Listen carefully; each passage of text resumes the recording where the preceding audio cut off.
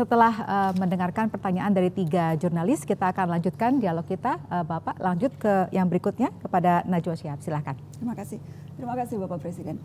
Bapak, ada kekhawatiran dari masyarakat sipil, Pak.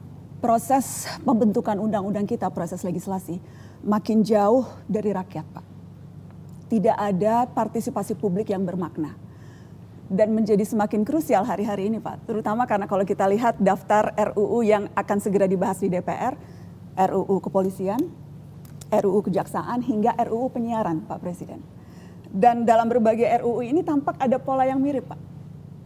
Wewenang aparat negara diperbesar, warga negara diperkecil perannya. Saya spesifik mau bertanya soal RUU Polri, Pak. Karena di situ tampak bahwa kewenangan kepolisian akan ditambah, padahal justru isu krusialnya adalah pengawasan yang minim.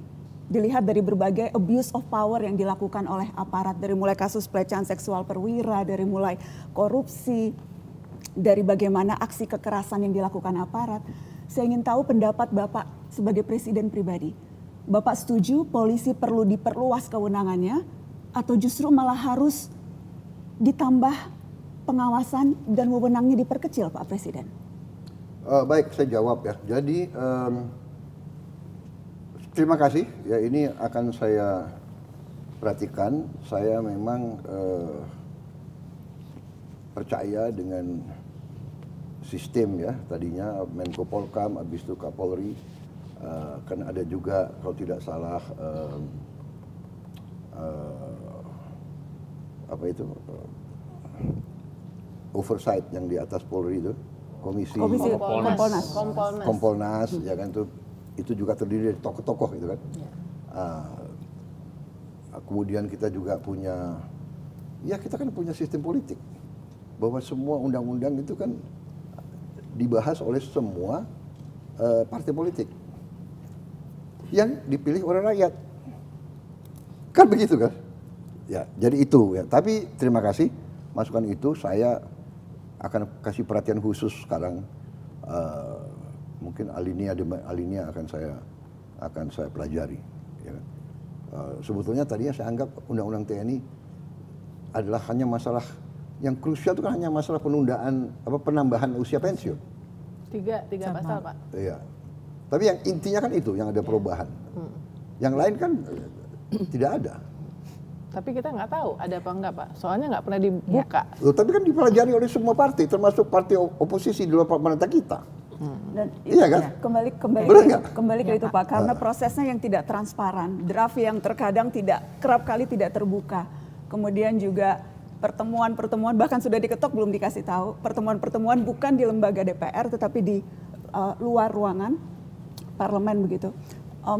Maaf ya, tapi ini kan sudah berjalan belasan tahun. Anda paham kan, kadang-kadang orang itu istilahnya menyelesaikan suatu masalah itu kadang-kadang ada istilah konsinyir. Mereka kerja berapa hari tanpa berhenti loh itu. Tapi ya, kuncinya rakyat tidak mendapatkan akses untuk ikut, Pak. Itu peran rakyat tidak ada. Itu mekanisme itu bisa kita perbaiki. Tapi kan ada beredar naskah-naskah ngarang-karangan kan begitu kan? Karena naskah resminya tidak diberikan, Pak. Iya, come on. Kan Anda kan punya wakil rakyat. Kan ada sekian ratus wakil rakyat. Tidak semua di pemerintahan. Benar nggak? 80% koalisi Bapak. Iya, 80%, oke. Tapi kan kalau mereka tidak setuju, bagaimana? Jadi dalam arti, mari kita koreksi itu. Kalau tidak puas dengan transparansi, kita bikin transparan. Tapi jangan ngarang gitu loh. Ya kan? Ngaku bahwa ini draft. Ya kan? Orang kita aja belum, saya sendiri sebagai presiden belum bikin surat ke DPR kok. Iya kan?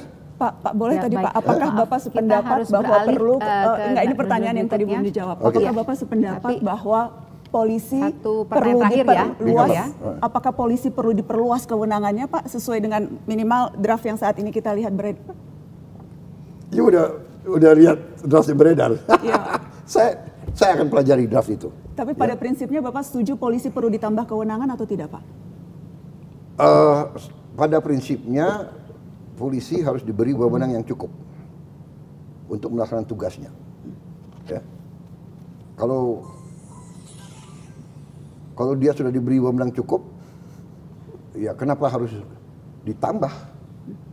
Jadi ini tinggal kita menilai secara arif gradasi itu, ya kan?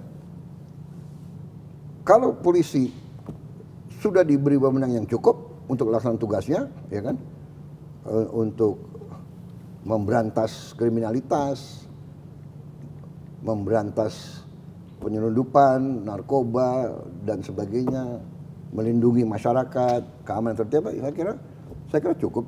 Kenapa kita harus, ya kan, mencari-cari? Menurut saya. Pak, ketika tadi baik. Bapak, ketika Maaf, sorry, waktu satu kita lagi, sudah satu lagi, habis, Pak. kita harus berikan dulu kesempatan kepada yang lainnya, Pak. Gak apa-apa, Terima saya bisa. Oke. Terima kasih layani. Bapak. Tadi Saya saya layani. mau follow up ketika Bapak bilang sudah memperingatkan dan nanti sebelum nanti akan ambil tindakan kepada kepolisian. Tadi Bapak mengatakan itu. Tidak hanya kepolisian, semua Seluruh lingkup aparat. institusi. Ya. Nah, ukurannya apa, Pak?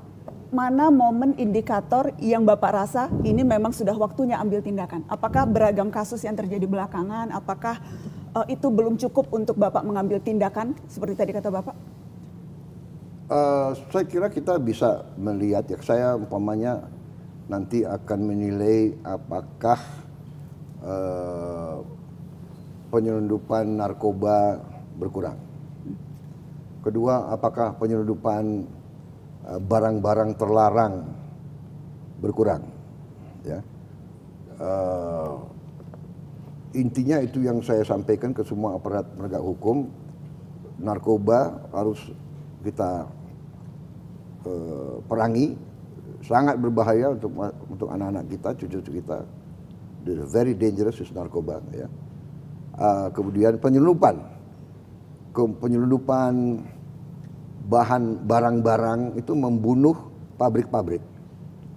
Itu berarti membahayakan kehidupan ratusan ribu rakyat kita. Itu saya sampaikan kepada Kapolri, saya sampaikan kepada Jaksa Agung, kepada penegak hukum lain. Saya minta diperhatikan masalah ini. Tapi saya terima, nanti akan saya bicarakan dengan tokoh-tokoh koalisi supaya ada transparansi. Tiap undang-undang ya ada dengar pendapat, undang semua stakeholder dibahas, ya kan? Tapi juga kita harus juga nanti mungkin Mensesnek dan tokoh-tokoh kita bahwa naskah yang sah itu diungkapkan kepada masyarakat. Ini yang sah naskahnya, supaya nggak beredar macam-macam fiktif. Tapi ini kan biasa orang Indonesia kan, benar nggak? Sebelum saya umum ke kabinet sudah banyak daftar kabinet yang beredar dan yakin gitu loh. Ya kan, saya bicara orang dekatnya Pak Prabowo. Iya kan? Daftar harapan itu Pak. Daftar harapan. Orang-orang yang ngarep mau. Terima kasih Bapak Presiden. Jadi titip RUU Polri ya Pak. Terima kasih. Untuk dikawal Ya, langsung titip RUU Polri Pak. saya berkepentingan karena kita butuh polisi yang terhebat. Terhebat yang bisa diawasi. That is kunci.